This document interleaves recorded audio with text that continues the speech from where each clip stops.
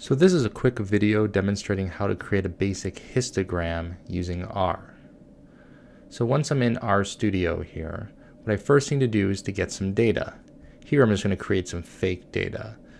In general, you might need to type data in from some piece of paper or from another file, or you might need to load a file containing the data into RStudio. We won't worry about that here though. So let's create a variable, my data.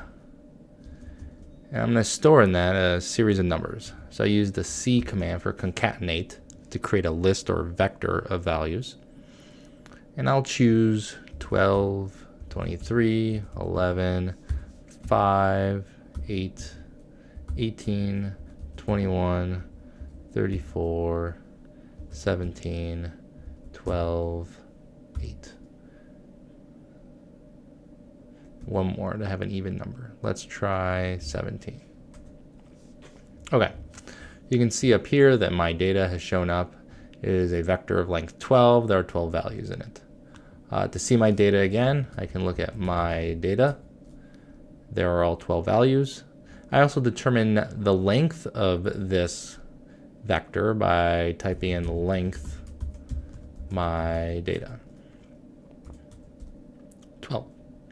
Now the easiest way to create a histogram is to simply use the hist command, and you need to give it a list or vector of data.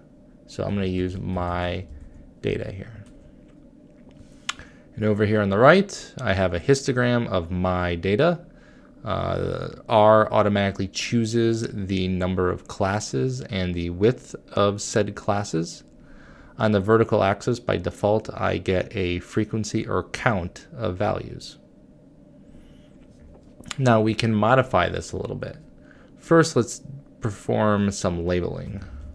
So all of this modification is done by passing other arguments into the hist function. So to create a different title, I'll use main. We'll call this my histogram. To change the X label, we use xlab. We'll call this my data. And the Y lab for Y label, we'll put my frequencies. Let's try this out. There, I've changed all the labels. Next, I might want to modify the color of the histogram.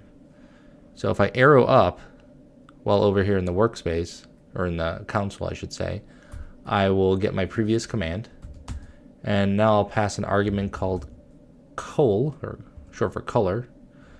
That's going to be equal to red. Choose a basic color, it should work. Finally, I might want to modify the number of classes and the widths of the classes. So arrowing up again, going back to my previous command, I can now add in a breaks argument.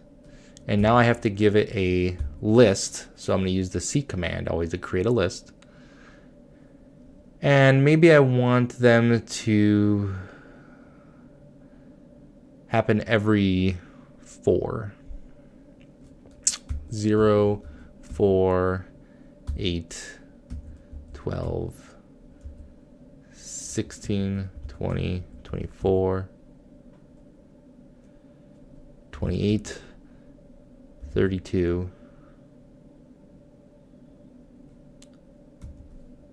34,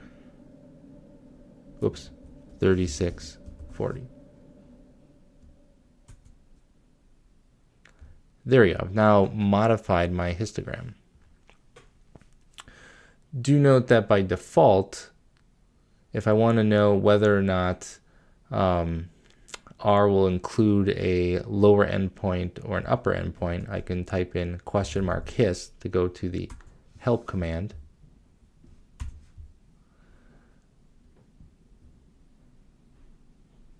And by default, right is set equal to true. So that means right, logical, if true, the histogram cells are right closed. So they include the right endpoint, but not the left endpoint. Hopefully this will help you make your initial histograms.